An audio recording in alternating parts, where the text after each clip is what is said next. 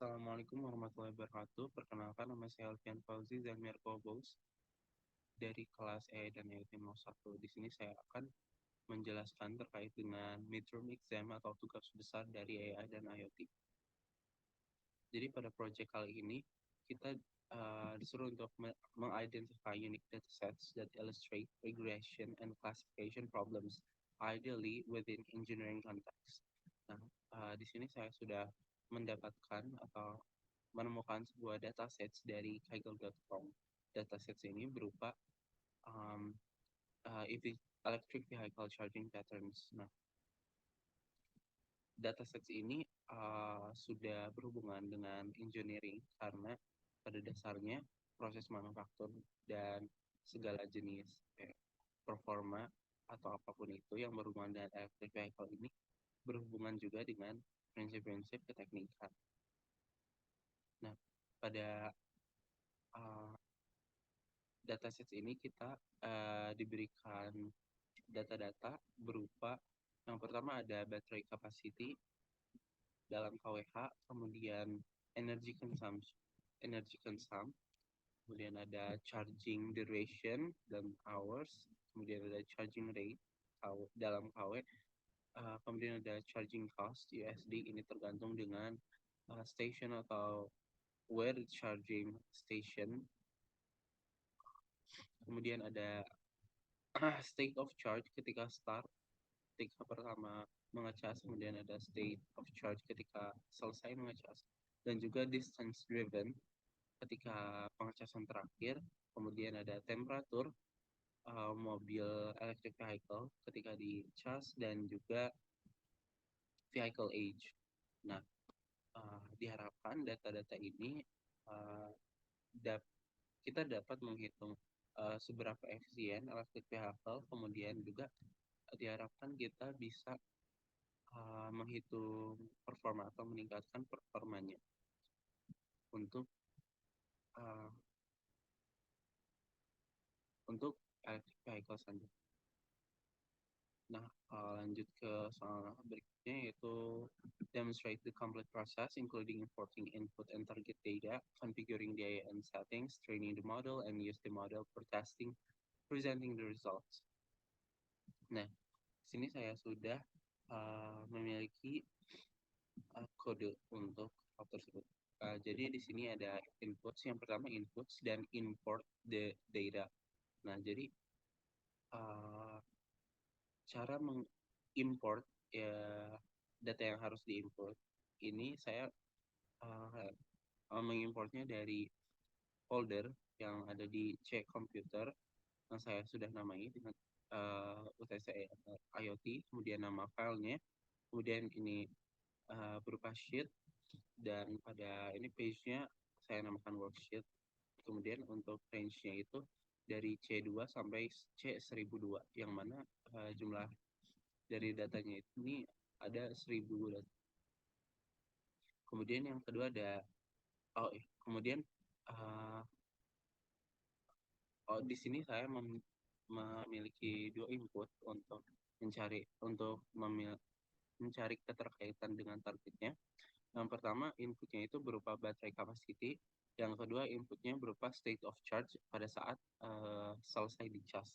Kemudian targetnya ini berupa distance driven atau berapa jauh sebuah electric vehicle ini dapat menempuh jarak setelah dicas pada akhir pengecasannya dengan baterai capacity. Nah, jadi saya mencari hubungan antara itu. Nah, jadi kayak inputnya ini ada dua, input baterai capacity dan input state of charge. Kemudian untuk targetnya sendiri, target R berupa distance driven.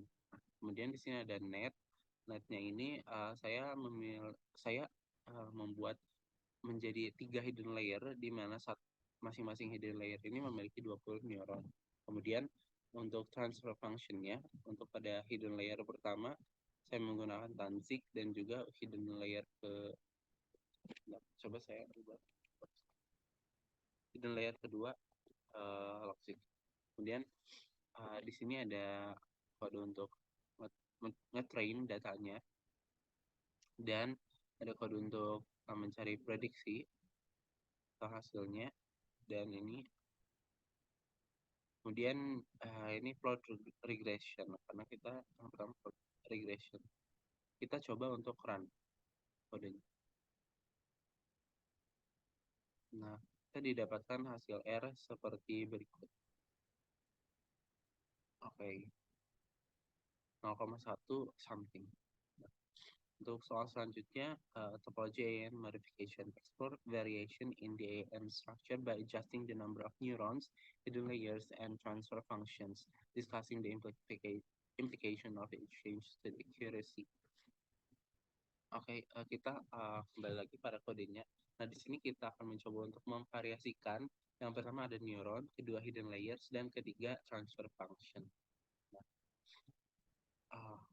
sebelumnya kita lihat dulu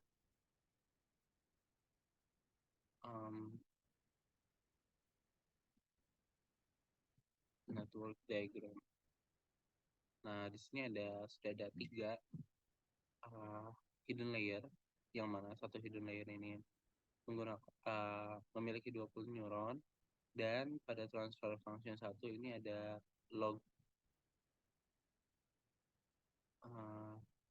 logsig, kemudian ini tansig dan logsig lagi. Tansig, logsig, dan tansig. Nah, pada kodenya sebenarnya tidak di stage pada hidden layer ketiga itu harus menggunakan tansig, akan tetapi apabila kita tidak stage secara spesifik pada kodenya, maka akan otomatis pada metodenya menggunakan tansig. Oke. Nah, kita coba yang pertama untuk memvariasikan neuronnya. Kita coba ini ubah menjadi 10 dan yang ini menjadi 30. Kita coba run. Didapatkan nilai R 0,1. Sebenarnya tidak jauh berbeda ya dengan yang pertama, tapi agak meningkat sedikit. Kita coba ininya 20.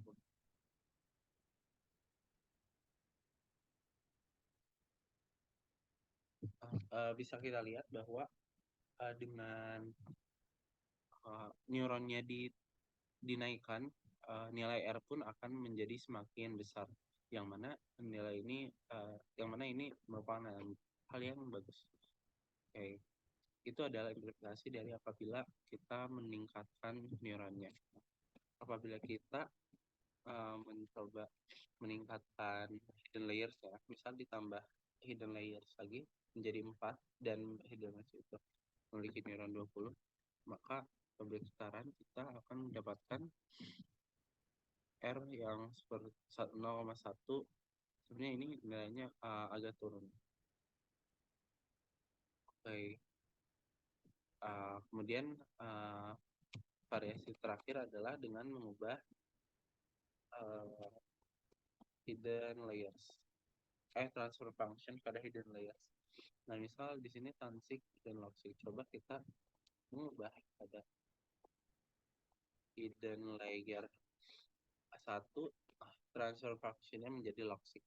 Nah, pada transfer function di hidden layers 3, 4, 5, karena kita tidak meng-state secara spesifik transfer function yang digunakan, maka secara otomatis MATLAB ini akan menggunakan hidden layers berupa tansig. Nah, untuk R-nya naik juga. Coba kita lihat. Nah, tadi hidden layers pertama dan kedua transfer function-nya logsig, dan sisanya menjadi tansig. Oke, mungkin itu untuk regresi. Selanjutnya kita ke classification. Nah, pada classification inputnya di sini saya mengambil berupa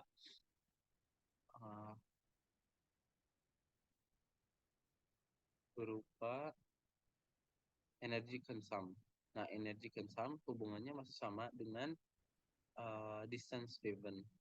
Nah, di sini karena sebenarnya yang membedakannya itu saja, dan transfer function pada layers kedua. Kemudian ini juga gitu. jadi berapa gitu biar sama. Oke. Nah, untuk plotnya karena ini adalah classification jadi kita menggunakan plot confusion. Coba kita run dan hasilnya kita mendapatkan confusion matrix sebagai berikut. Nah, di sini kita bisa melihat bahwa uh, 9 ada nilai 95,2%. Nilai ini membuktikan atau indicates bahwa data yang kita tes ini memiliki benar sebanyak 95,2%, dan ya salah sisanya 4,8%. Jadi bisa dibilang data ini sudah cukup benar untuk sudah cukup. Mungkin cukup sekian presentasi tugas UTS dari saya. Terima kasih atas perhatiannya.